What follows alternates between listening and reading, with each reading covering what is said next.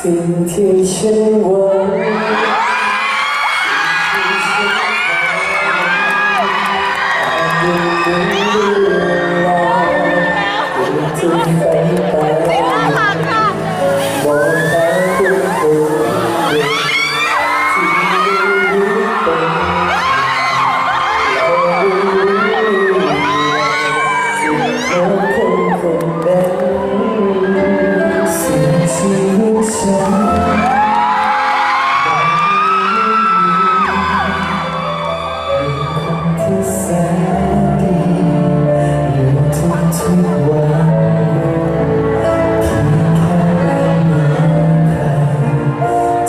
จะฝันตรง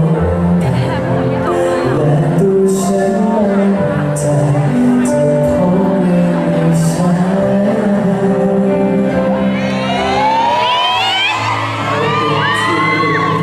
ที่มือกว้างใหญ่บอกให้ความช่วยกันผ่านตา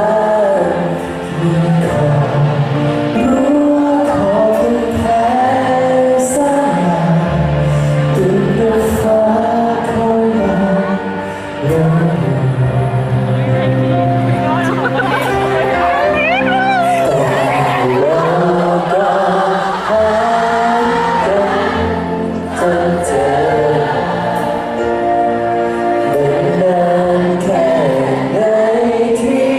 ขอรู้สึกไหมว่าชีวิตคุ้มค่าเมื่อมีใครสักคนข้างกายมาเพื่อหาใครคนเดียวเป็นคนที่ฟ้าสร้างมาตรงใจ